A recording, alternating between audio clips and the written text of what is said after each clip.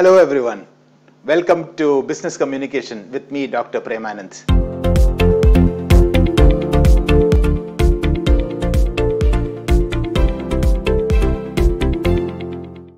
Today is a very special day because we have all finished our lessons and we are going into revision.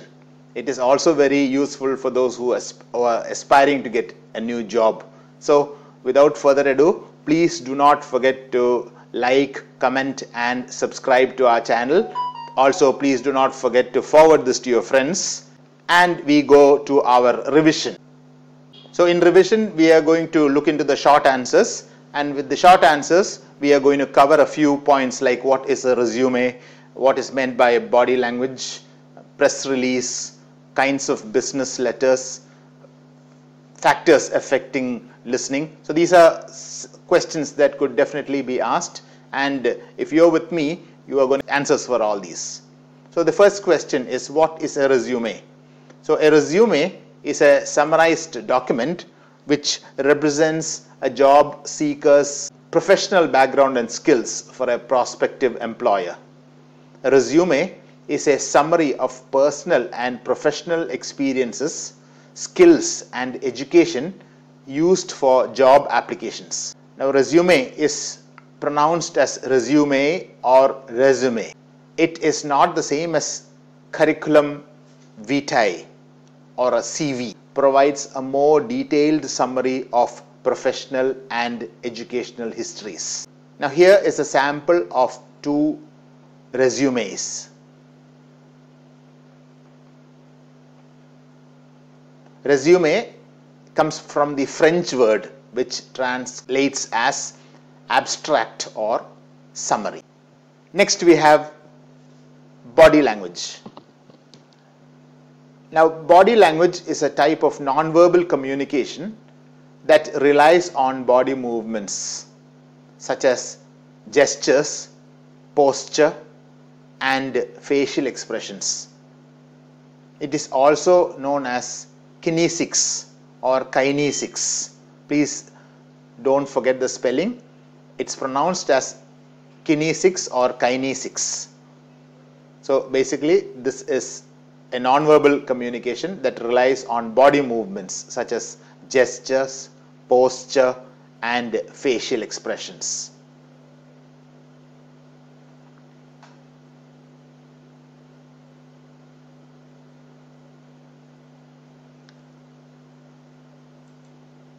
Next we have press release. A press release is a short, compelling news story written by a person good in public relations and sent to members of the press.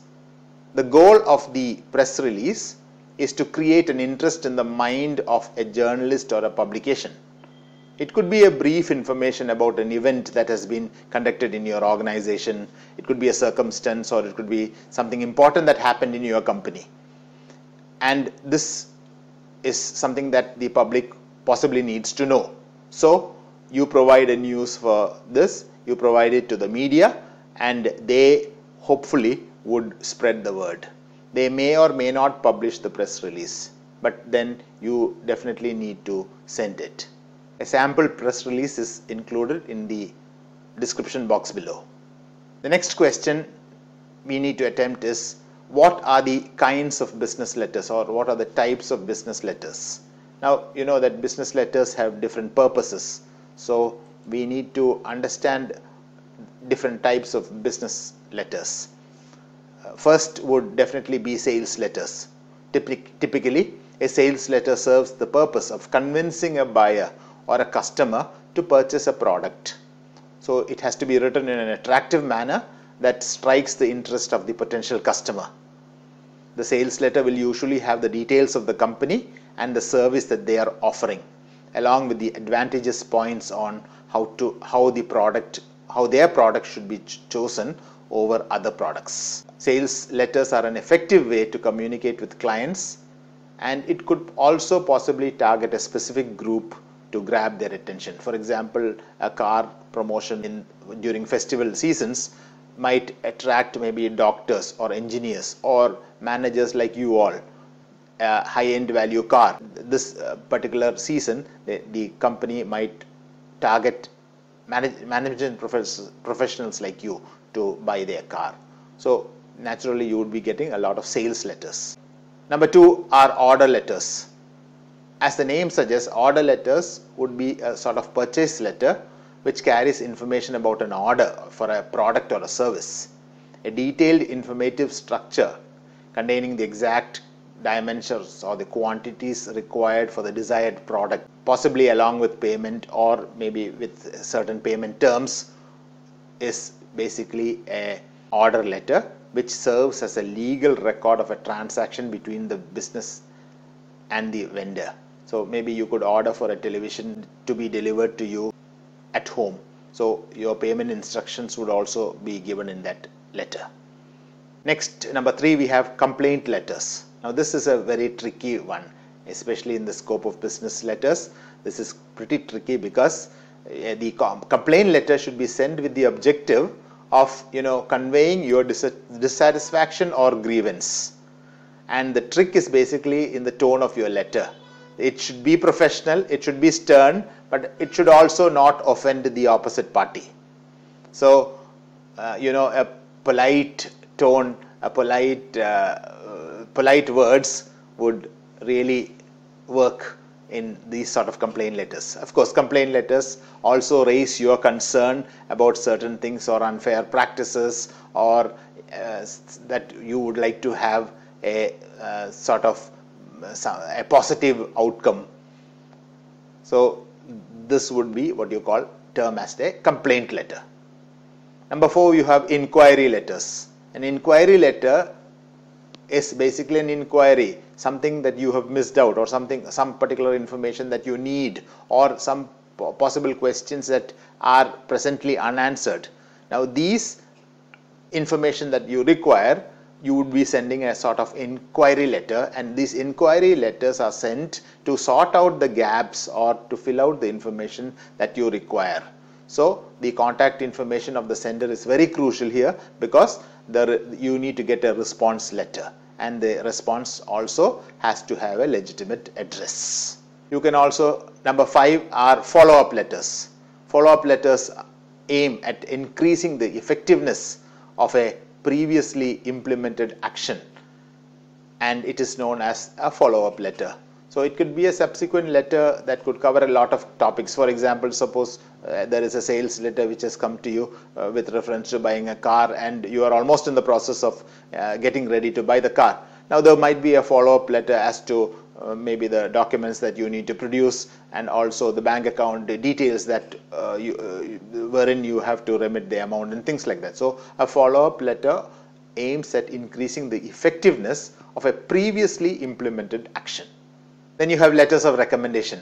Now these letters of recommendations would possibly come to you also, because you as young managers, once you assume your posts, you would maybe have to write a letter of recommendation to someone, maybe telling them that the candidate being recommended for the job is quite good, he is honest, he does well in his exam. So it is a letter written by a person to effectively increase the value of that person.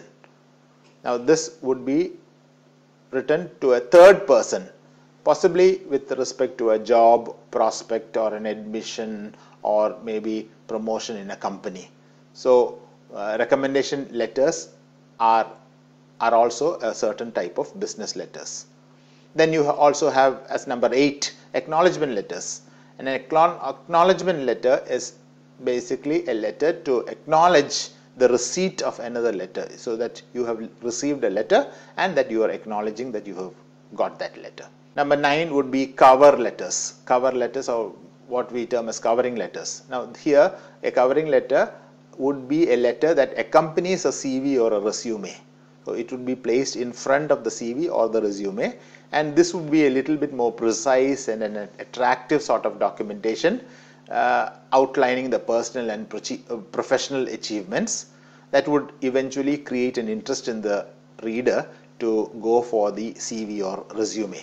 So this covering letter would be very brief fact about the candidate. Let's say you're going to submit a CV to a company or a resume to a company. A covering letter would indicate that you are interested in that job and that you would like to apply for the job, and that your resume is attached herewith.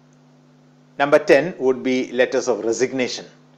A letter of resignation is written to convey the news of leaving the job, and you would be giving this either to the superior of your company or to your immediate senior, and you would be giving him the notice and also the reason for leaving. Next would be factors affecting listening. Now, when you think that listening is, we all know that listening is very important, that it involves just a few spoken words, but actually listening is more than just merely a few hearing of words. And the first thing, that factor that would affect listening would of course be the culture. So especially when you go abroad, you will have different cultures and you will have people from different backgrounds. So people from different cultural backgrounds often have a hard time understanding and communicating with each other. So cross-cultural encounters are pretty hard on each side, but then you must try to eliminate or reduce misunderstanding between you. So the problem of listening comes here, and you need to look into this as one factor of affecting listening. The second factor, of course, is gender, because men and women listen in different ways. It is said, don't quote me, but it is said that women can hear and understand more of the message than men can. Not very clear about that, but it's still, you might have to reconstruct your message sometimes. So gender is also another factor. Age, of course, can also be a major factor, because as a person gets older, the hearing, his or her hearing will deteriorate, and there could possibly be a difficulty in the person receiving these messages. So another factor affecting listening would be the age. Attitudes would be another factor, and a positive listening attitude and being open-minded is a critical part of effective listening. And the last but not the least is the physical and psychological state of a person, because a psychological state of a person can have a profound influence on the way the person is listening.